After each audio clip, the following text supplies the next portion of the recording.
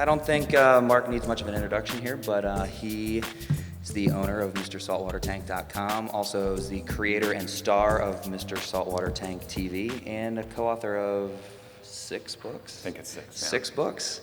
So without further ado, Mark's going to be talking today about rolling the dice and how to quarantine fish successfully. And coral. All right. And coral. There And we coral. go. All right, so let's give Mark All a right, big great. hand. Thanks.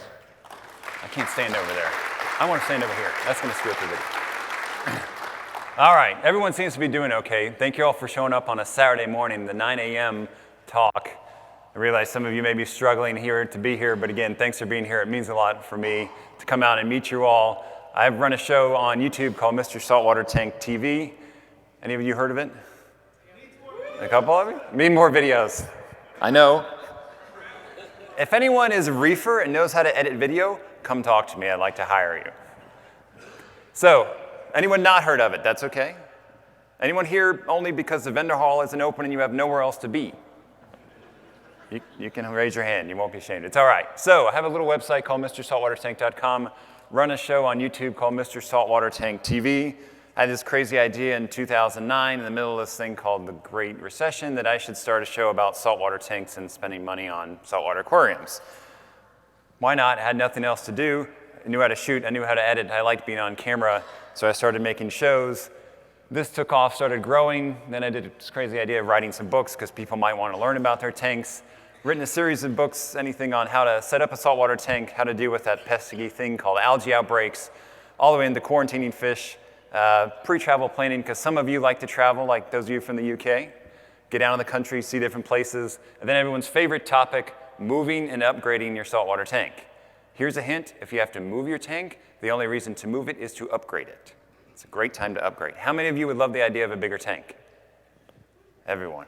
Okay, let's do a poll. Who has a tank 30 gallons or less? Okay, 30 gallons to 100 gallons.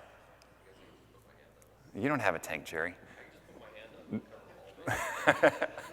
100 to 250. All right, 250 to 500. Okay, 500 to 1,000. Anyone have over 1,000-gallon tank besides Jerry? A couple of you. How big? How big is the tank? 1,700? You in the table, sir? You were raising your hands? 1,500. Gallons, not liters. Okay. Someone's like, yeah, I got a 10,000-liter tank. Someone else in the back. Okay, so big tanks. Anyone over a 2,000-gallon tank? Anyone over a 5,000-gallon tank? Anyone just own a public aquarium? You basically own a public. This guy. Someone's pointing at you, but you're like, no, not me. Raise me. All right. So if you want to move your tank, it's a great time to upgrade. Everyone's favorite topic. So then that started growing out one day, and someone said, I want you to build me a tank. That grew, and then I get to fly around the country and do crazy things like take homes like this that are slightly outdated. That may be a good look for Nevada, not for the rest of the country. Take it from this to this. These people came with me, which is with the best idea. Their first word of advice, their first instructions to their interior designer was the fish tank has to be the focus of the first story of the house. Absolutely. That's the only reason to gut the house is to put in a saltwater tank. And of course, everyone needs a fish room as well. This is sitting right underneath the tank. And then along the way, I've got to do some very fortunate things, which is be asked back to clients. This is a 205-gallon tank put on the second story of a condo in Washington, D.C. that was almost dropped by the movers. Here's a hint, if you have to move your tank, movers are a great thing to use because if they drop it, it's their problem. They get to buy you a new one. And if they ask, you're like, no, it's a 200-gallon tank. It was a 500-gallon tank, and you wanted the best. Anyway, you get the idea. So we took this tank, he built his dream home, and we put in an 800-gallon system with his total dream system, the tank and the room down below. And then we do a couple of tanks. This is the only tank that I service in Nashville, Tennessee. Most of my clients are hobbyists like you all, so I'm not necessarily dealing with the rich and famous who don't want anything to do with their tanks. And yes, I realize not everyone wants a big tank. Here's a 90-gallon tank that I put on the second story of a home in between 3 bedrooms for his sons, because the dad had the great idea that if I put in a fish tank, my kids will help me service it. Those of you with kids are laughing. And those of you without kids are like, that's a good idea. Ask the people who are laughing how that goes. This system was so successful, he called me one day and he said, Mark, come tear it down. After I peeled myself off the floor, I'm like, Doc, why? He's like, it's just too easy. It's not a challenge. I'm ready to move on. So I show up to his house. His wife opens the door, and the first thing she says is, this was not my idea. I told him not to do it. Like, all right. So I ended up tearing this system down because it was just, quote, too easy. So along the way, got to learn lots of things, got to make a couple mistakes, which I'm going to show you today so that you guys and gals don't have to make them. How many lady reefers in the room? Let me check for that. More? Okay, this is good. Every time I talk, there's more and more hands. We need more ladies in the hobby. Bring your friends. Single guys in the room? Okay, I'm not going there. All right.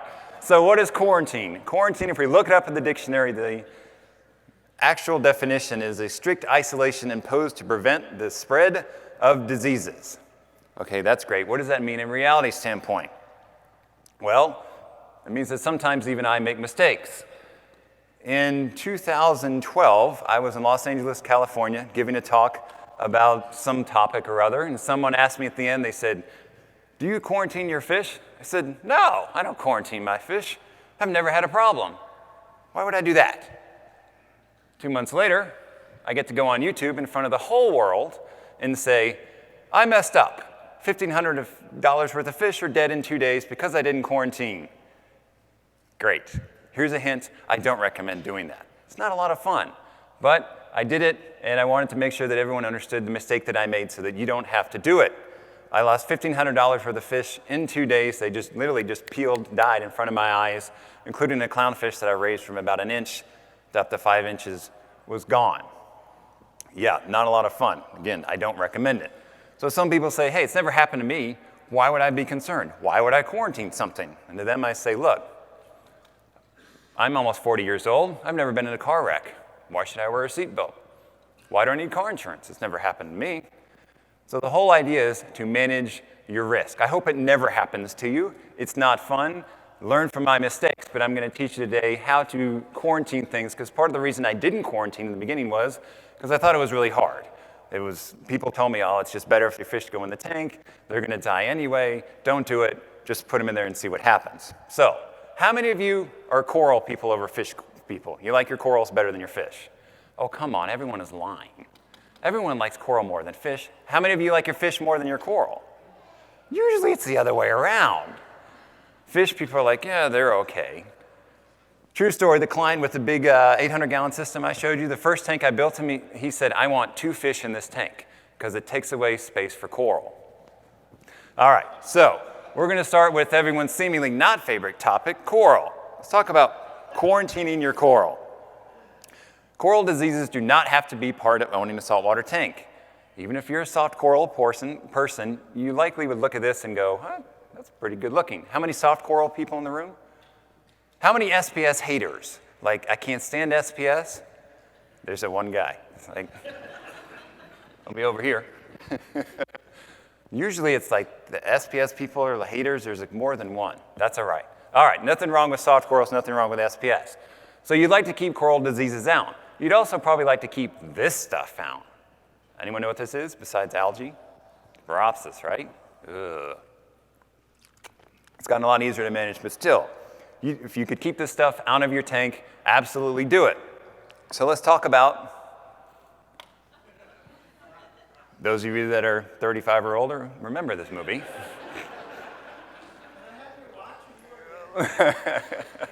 What are you all good at? Sewing. All right. So what are there are 3 big coral diseases you're likely going to bump into. So let's go through these. Acropora eating flatworms, also known as AEFW, coral eating nudibranchs, and then redbugs. How many of you have had at least one of these diseases? 3 of them? Had 2 or more? How many have had all 3? And you live to tell about it. All right.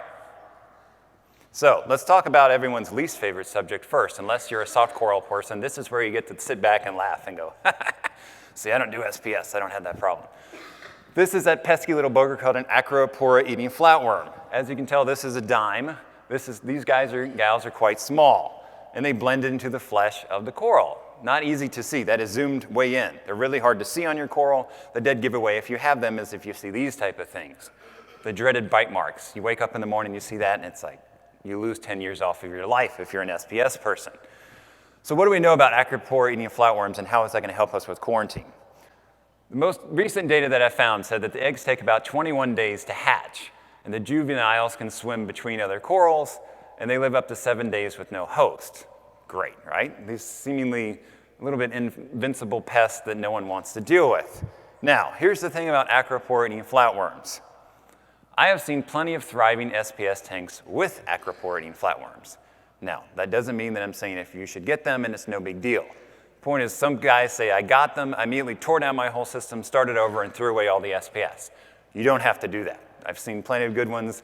The owners tell me how they manage it, which I'm going to talk to you about today. So we're going to come back to these. I'm not going to dive in a lot at the moment. The next one that we're going to talk about, zoanthids. Now who are the soft coral people in the room? There's not that many. I'm still like, okay, there's the one guy in the back. Again, 2 people in the back. They're always hiding. Nothing wrong with that. These little, for lack of better terms, not friendly organisms. These are zoanthid eating nudibranchs. They are hard to see because you can see this zoanthid is green and this guy is green because when they eat it, they become the color of what they're eating. Pests that you want to watch for as you purchase coral and you're looking at putting them into your system. Here's one off by itself. This is what the eggs look like if you're buying a frag of zoanthids. You see this type of stuff, those are eggs.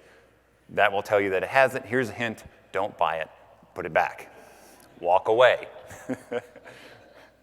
Montipora capricornis, one of my least favorite corals because they grow really well until these little boogers get on them. These are Montipora eating nudibranchs, look fairly similar to the zoanthid eating nudibranchs. Not things that you want to deal with. I'm just showing you these so if you purchase a coral, you can look at them. Most of the time, the Montipora eating nudibranchs show up on the underneath. So turn your frag over, look, and you can see these little boogers. And if you see them, again, walk away. There's plenty of Montipora in the world. If you're anywhere near Tennessee, I'll come and give you all you want. It grows like a weed. And then these little boogers, red bugs, really pests that I have had in one of my tanks. I did a show on it if you want to know how to deal with them.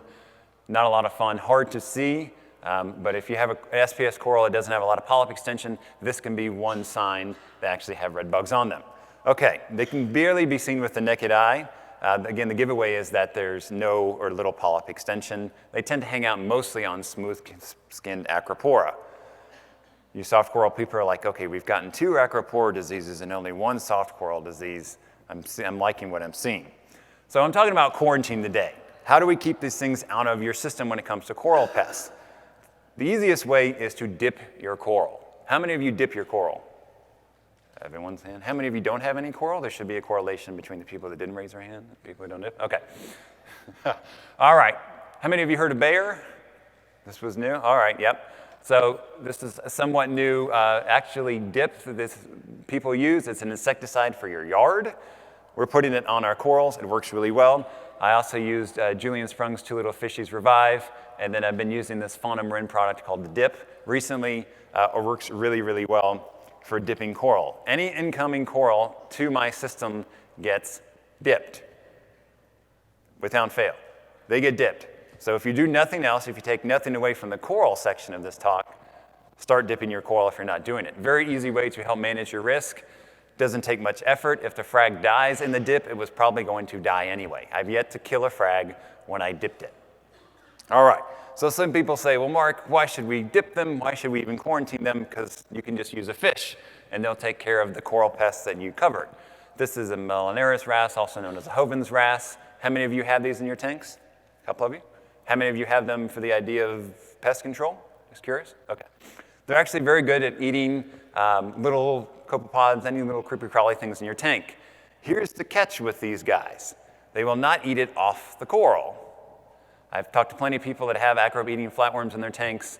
They have Melanaris wrasses like this, and they will tell me they will not eat them off the coral. So what they do is once a day they take their turkey baster and they go blast the coral, and all the fish go nuts because they know that's feeding time. All the acropora eating flatworms, any other nudibranchs that they might have go flying off the coral, and then these guys come in and eat them. So one, there's no guarantee that they're actually going to take it off the coral to begin with. I've seen plenty of people that have these guys, and they don't ever eat anything off coral or even off rocks. So Relying on these guys purely for disease prevention, not always a full thing, because as those of you that have enough fish, you've worked with enough animals, every animal is different. They might not even be interested in what you're putting in front of them. I also don't like putting these guys in your coral quarantine tank because they can harbor fish diseases which can carry over into your display tank for other fish. I'll talk about that later on. I'm curious, how many of you have separate systems just for quarantining coral? A couple of you? Good. I thought the number would be lower. That's good to see. All right, so let's go through a coral quarantine tank. How many of you would like to have another tank in your house? Here's a hint. Here's a really good reason. You can go, honey, I really want to make sure there's no diseases in this household. I need another fish tank. She should say yes. If not, you can be like, you're not concerned about the welfare of my children. I mean, my other children, not the most important children. The ones I love just as much as, anyway. Okay, so this is a completely separate system from your display tank. I'm sorry to break your heart, but if you tie in your frag tank or what you're going to call your coral quarantine tank into your display tank, that's not really quarantine. Diseases can still get through in the water column. They can blow into your tank, so it's got to be completely separate. Again, this is an excuse for you to get another fish tank. Everyone should be happy about that. And the best way to set it up is to clone it just like your display tank. Now, that doesn't mean that you need a 500-gallon coral quarantine tank along with your 500-gallon display tank, but if you can do that, you've married a very special person. Reef-capable lighting. You need to have lighting that will grow coral, strong lighting for that coral quarantine tank. Here's a big hint. If you match your lighting in your coral quarantine tank, it will make the transition of your corals from your quarantine tank into your display tank very, very easy. So that if you use the same lighting, it will help you out a lot. Water chemistry is important. I'm going to talk to you about fish quarantine in a minute where water chemistry isn't as important, but in a coral quarantine tank, you've got to maintain it like you do your usual display tank. So maintain the same alkalinity, calcium levels, all that stuff needs to be monitored. You can't just walk away from it so much as a fish quarantine system. They are very much more intensive in terms of a hands-on type of approach, which is okay for a lot of you because you love your corals better than your fish. Flow is also key. You're going to need, again, like I said, match your tank's parameters, your display tank, as close as possible in your coral quarantine tank. It will help you out immensely. All right, ideally, there are no fish in this system because the fish diseases could transfer into your display tank. So don't leave fish in there. You may want some nutrients. You can dose nutrients into your system, but don't put a fish. I recommend you hold everything for 60 days. If you can bear it. I know you bought that home wrecker frag. You really want to get in your display tank and show it off. Hold on to it for 60 days in that coral quarantine tank. You want to protect your coral investment. The last thing you want is if you have a display tank like this is to have a pest get in there. Even though I said some pests aren't as bad as they seem, if you can avoid them, by all means, avoid them. It's not fun. All right, so let's go back to fish, since amazingly you all seem to like fish more than coral. Nothing wrong with that. Why would you ever quarantine a fish? Well, wow, no one thought that was cute. I thought everyone would think that's cute. All right. If it was a cat, everyone would be like, oh. All right. Get the fish used to you. This is one of the best reasons to quarantine besides disease prevention, which I'll talk to you about in a minute. This is a time to go on a one-on-one date with your fish. All right?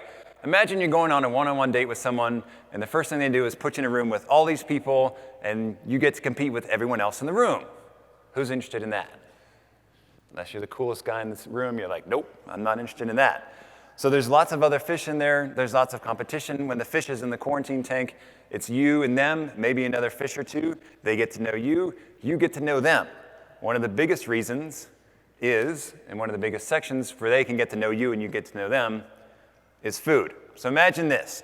We take you to a foreign country, completely different place. You've never been there before. You're on your own. You don't speak the language. You sure as heck don't eat what they eat because you don't even know how to find food. They throw you into this strange place, and then they put this in front of you. That's what my fish buddy's wife feeds him. I don't understand why. Anyway, a little different. So they put this strange food in front of you, and you say, eat that. Who wants to eat that? Exactly. No one. So here's a hint. When you purchase your fish from either your online retailer or your local fish store, how many of you buy local? How many of you buy online? No one else buys anything. Okay, interesting. If you're a financial advisor in the room, go talk to those people. They don't spend any money. So here's a hint: when you buy your fish, either from your online vendor or your local vendor, ask them what they feed their fish and buy some of that food, because the fish has already seen it. Here's another hint: you should buy a fish that's already eating food. Ask the retailer to feed the fish. I realize if you're buying online, you can't ask them. You just have to trust them. But ask them what they feed and then buy some of it. That way the fish is used to seeing that food and will help it make the transition into your life by feeding it something that it's already familiar with. It will help you a lot. So here's what a coral quarantine tank looks like. Let's look at it from the standpoint of fish getting used to you. Not much in this tank, right? There's 2 little anthias over here. They're hanging out together. There's no one else in the tank. Very easy for them to get to know you. You get to work with them. There's no competition. There's no aggression issues. This is great, especially for shyer animals like sunburst anthias. Now, contrast that with putting your fish in your display tank, and it's feeding time, and you go, have at it. Welcome to the neighborhood. This is my tank. Imagine being new. You don't know anyone. You're not used to the surroundings. You don't even know if you like the food, and you get this thrown at you. Strange food, strange fish, fish going berserko, and they have to decide if they actually want to eat anything amongst trying not to get pile-drived by a whole bunch of hungry fish. So what do I feed when I'm quarantining fish? This is what I feed. I feed brine shrimp. Now, the footnote here is brine shrimp doesn't really have all that much nutritional value. I feed them that because I found it can help them get eating faster. If I can get live brine, then I will absolutely bring it in to help that fish start eating faster.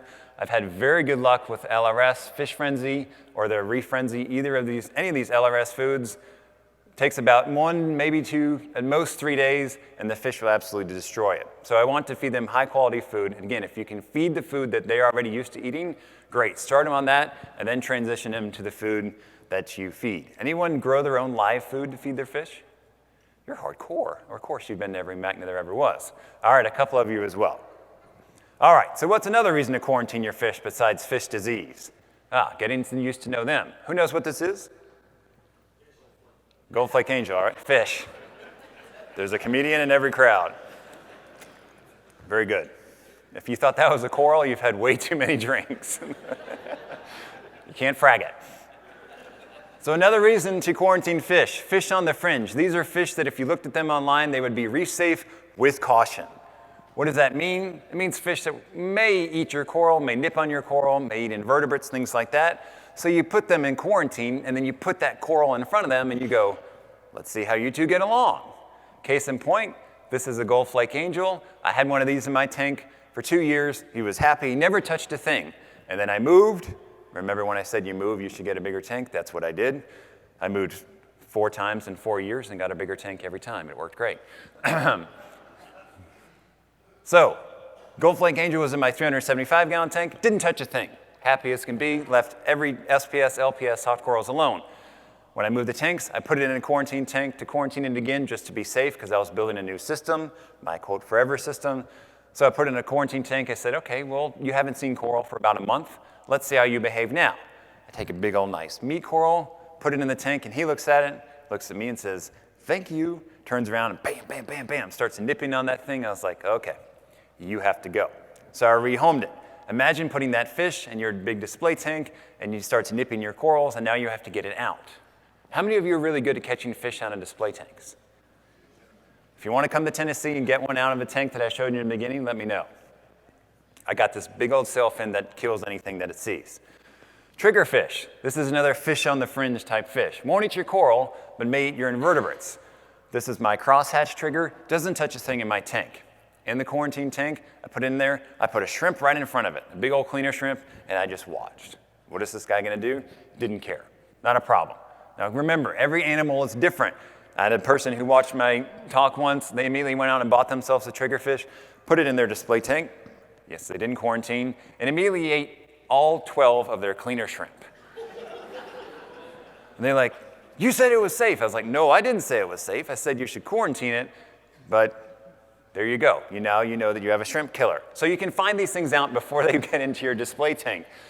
Here's a hint. It's really easy to catch a fish when it's in a quarantine tank because you can drain the water out and they have nowhere to go.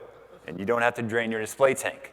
Even little fish, non-expensive fish. This is a mandarin, getting them to eat, seeing how they interact with you. Small fish, big fish, expensive fish, cheap fish, they're all important, they all matter. Treat them that way. Yes, you want to protect your investment with also your coral and your fish. If diseases get in your tank, it can be a really big problem. Much more with fish than with coral, which is good because people here like coral more, they like fish more than coral. The big reason to quarantine your fish, keep diseases out. This is a golden basslet with ick. So let's talk about the 3 big fish diseases that you're most likely going to run into. Now, I quarantine fish for clients. When I build them a tank, part of what I do is get fish in for them, clean them up, and then ship them back out. So I've been doing this now for, I don't remember how long. These are the big diseases you're likely going to see. Footnote, I have not run into all of these diseases in tanks, but this is what you're most likely going to run into. You don't have to be an expert on fish diseases. Keep your eye out mainly for these. First one is marine ick, also known as cryptocarine irritans. Some people just call it crypto. This is arguably the most common fish disease that's out there. I would say that it is. Ben would probably agree with me on that one. Ben services tanks in the Houston area. That's the one that most hobbyists get wrong. I'm cruising around forums like Reef to Reef. I see it all the time. One, look, my fish has ick. It's got all these white spots. Probably put a picture of something like this. All these big pinhead type fish or spots on this fish, that's a dead giveaway that that's ick. Now, here's where most people get it wrong. It's with its life cycle. Ick has a couple different phases on it. It starts on the fish. That's a parasitic phase. They're called trophonts at that part. And notice it says 3 to 7 days. After 3 to 7 days, those white spots fall off the fish. And the person gets back on the forum and says, I didn't do anything and the fish is cured. And for those of you that are here now and know, not cured, the disease has simply fallen off the fish and will go land on live rock somewhere in your tank, a hard surface, and insist and start multiplying. And then after anywhere from 3 to 28 days, it will hatch out again and go attack the fish, and everything starts all over. So most people say, hey, I didn't do anything, or I put some garlic or some magic elixir in my tank. The fish doesn't have the disease anymore because I don't see it on its body. Not necessarily true. As you all know now, it simply has fallen off the fish and it's waiting to come back and do its thing. Now, there's a catch to this. There are documented cases of fish developing immunity to ick, or they can just be carriers to ick but not show it. So just because a fish doesn't show any ick doesn't necessarily mean that it is ick-free. So keep that in mind. They can still carry it. This is one of the reasons that people say, well, ick is always in a saltwater tank. I'm going to talk to you about that later on in the talk, address some of the myths that are out there. It's not necessarily true. So the next big one you're likely going to run into, this is what I ran into in my display tank. I hope you never get it. This is in my opinion, the most effective killing fish disease out there, marine velvet, also known as velvet or odinium is the common names for it. It is a very, very effective killer, and I call it the silent killer because unless you're fortunate, you don't see it. Now, why do I say unless you're fortunate? Because most of the time, you just don't see it.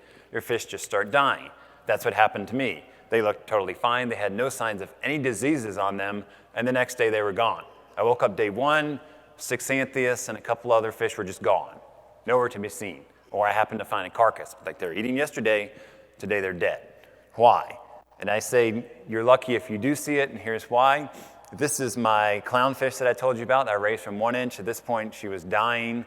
I watched her die on the sand bed. She was about 5 inches at this point. I consider myself lucky only because I saw the disease on the fish, and then I knew what I had.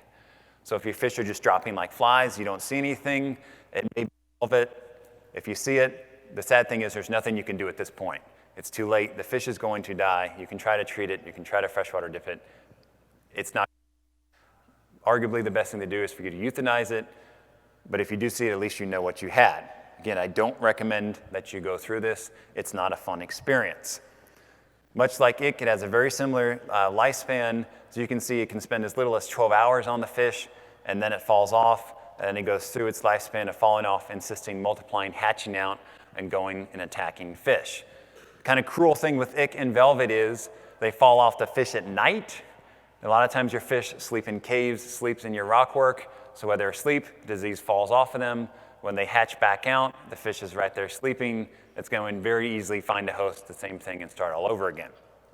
So I have seen both of these diseases in quarantine, and unfortunately one of them in my display tank. The one that I haven't seen but still to be concerned about is called Brooknella. This is also known as the Clownfish Disease. This was a very common disease back when we used to import wild-caught clownfish.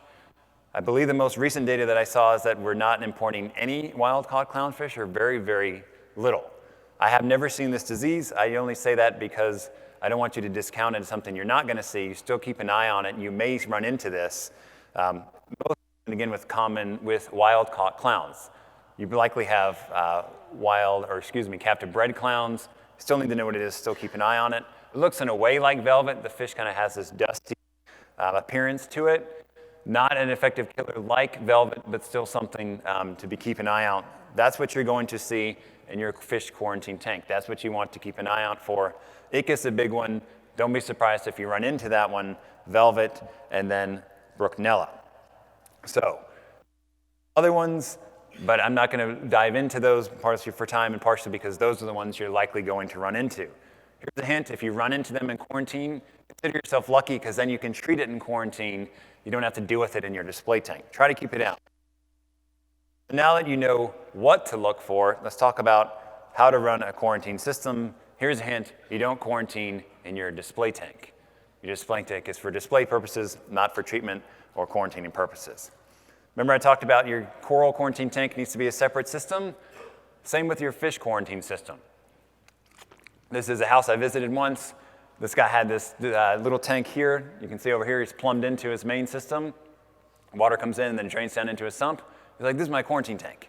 It's like, not so much. Not a quarantine system. Something the disease can get from here into there. We just talked about coral diseases, how they could migrate. Same with fish diseases. So you need a separate system. Again, another reason for you to have another saltwater tank in your house. Again, it's plumbed into the system, not quarantined. All right, here's the good news. It needs to be completely separate from your display tank, but you don't need a lot of space to run them. And talking to people about quarantine, they're like, I don't have the time or I don't have the space to quarantine. You don't need tons of space at all to quarantine fish, unless you like to quarantine big animals like Jerry, who thinks that a tank that's this big is kind of small.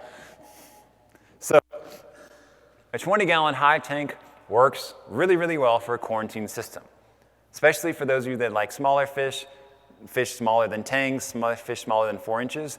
These work really, really great. You can probably find them one on Craigslist because there's lots of freshwater people who bailed out of the hobby. They're looking to get rid of it. You probably just go pick it up and take it off their hands. And while you're there, just remind them that saltwater is better anyway. 20-gallon high works for smaller fish.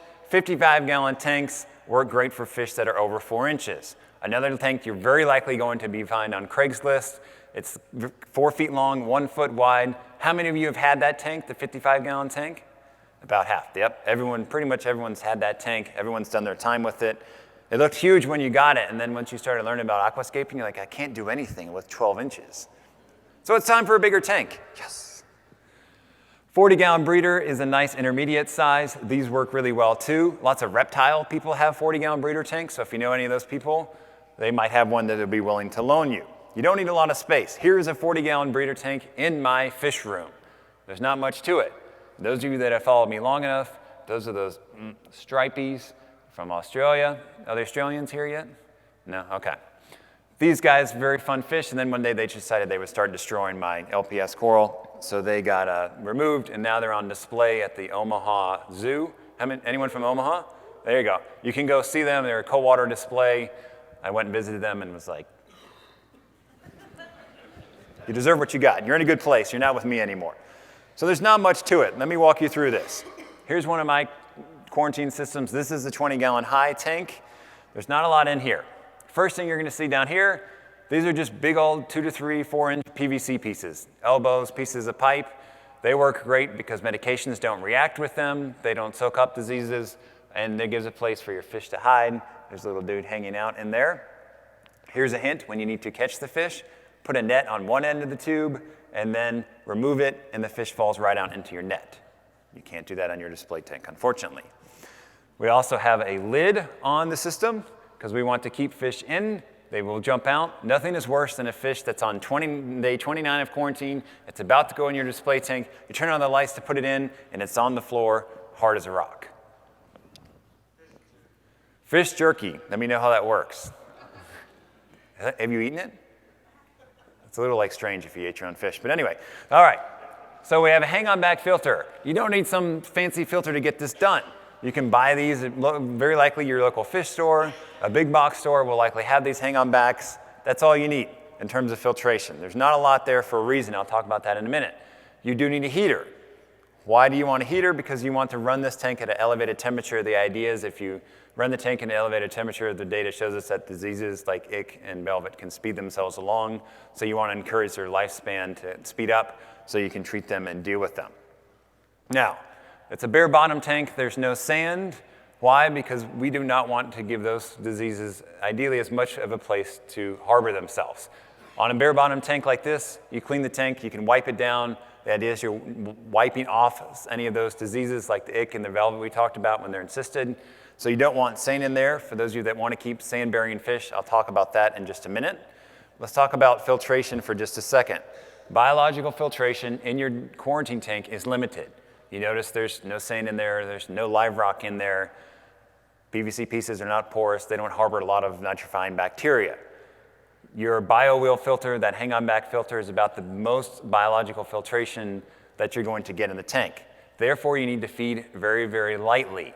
It's very easy to send your nutrient levels in a quarantine tank sky high, so go easy on your food. I'm willing to bet that most people overfeed anyway. When you're first getting your fish used to your food, just feed them a little bit. Putting more in doesn't mean that they're going to eat it.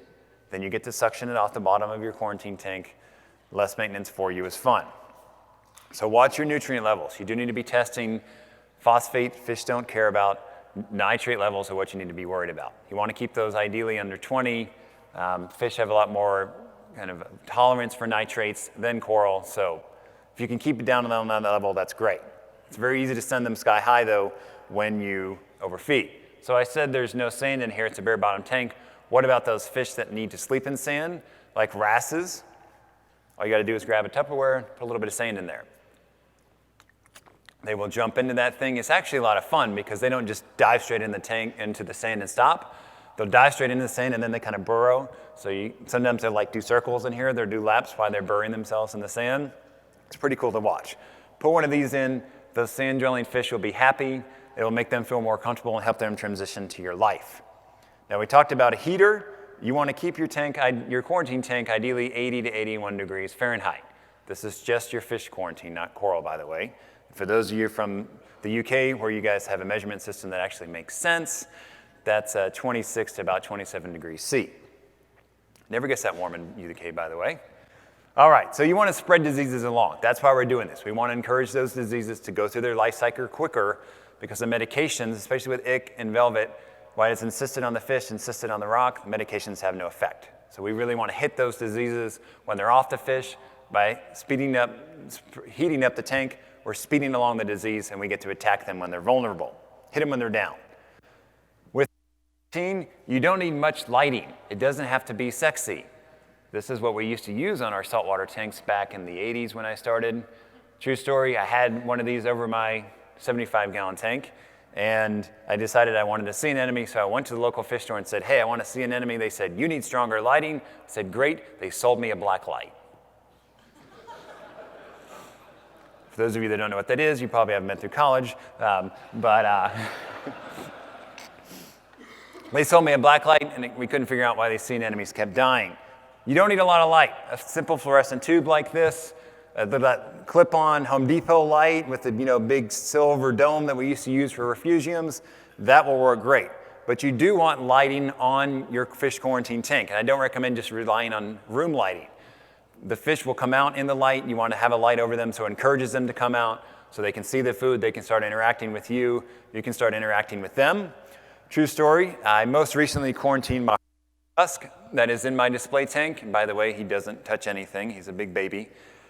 I got him in my quarantine tank, and the first week that I had him, I would walk into the room, and he would literally just play dead. He would hit the deck at the bottom of the quarantine tank and sit there with his fins out like this.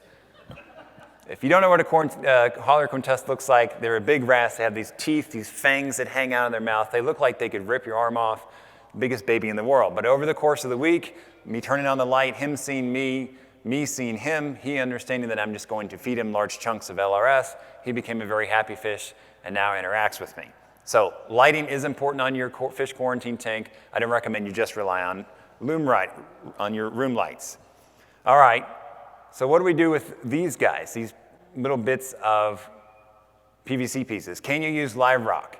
Yes, you can. I've talked to plenty of people who use live rock in their fish quarantine systems, and they feel like it makes their fish transition better.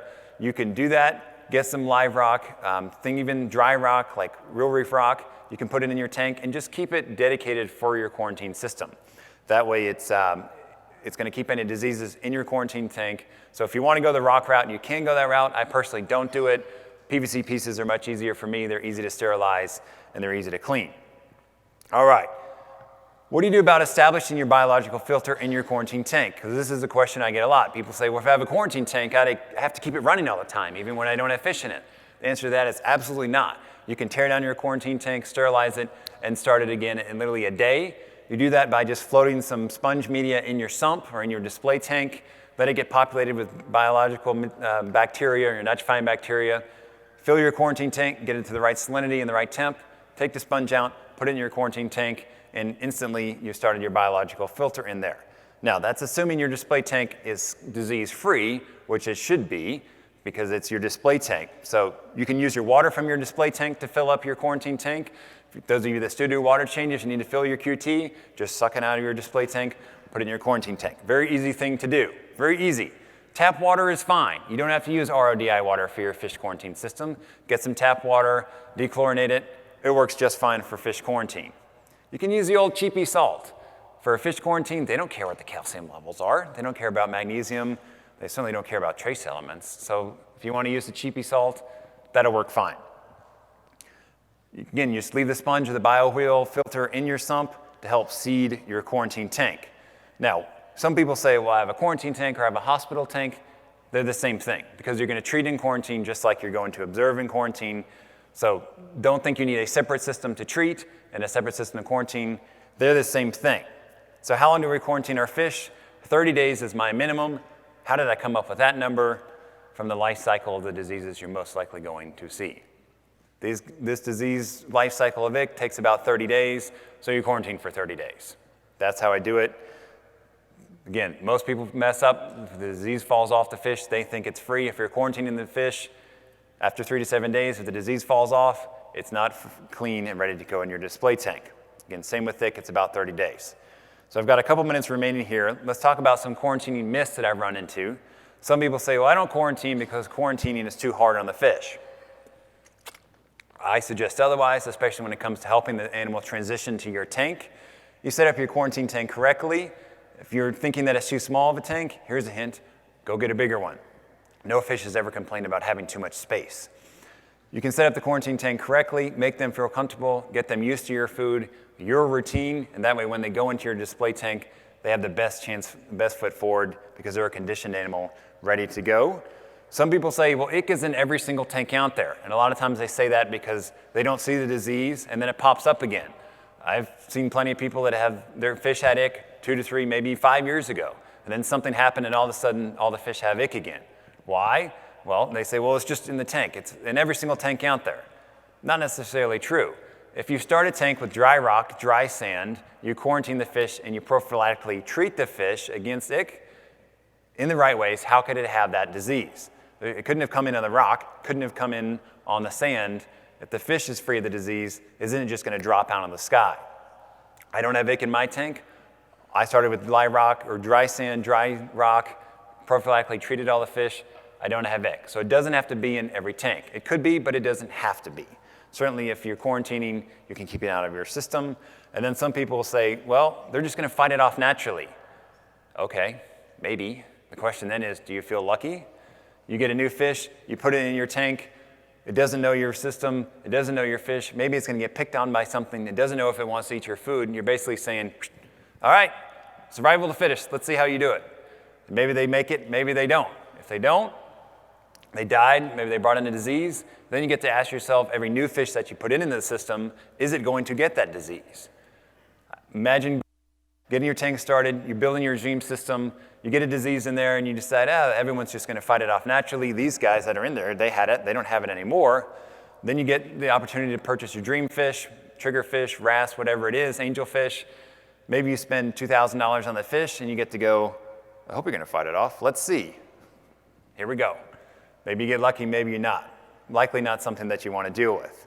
So protect your investment both with corals and with fish. Take it from me, getting fish diseases is not something that you want to deal with. As I tell people, the most expensive fish is a dead fish. Buy quality animals, quarantine them, take care of them. They are in our possession, in our care. Give them the best foot forward so you can have a thriving system, whatever that looks like to you, whether it be all fish, all coral, or a mixture of both. We're here to be stewards to them. Let's take care of them. Thank you all.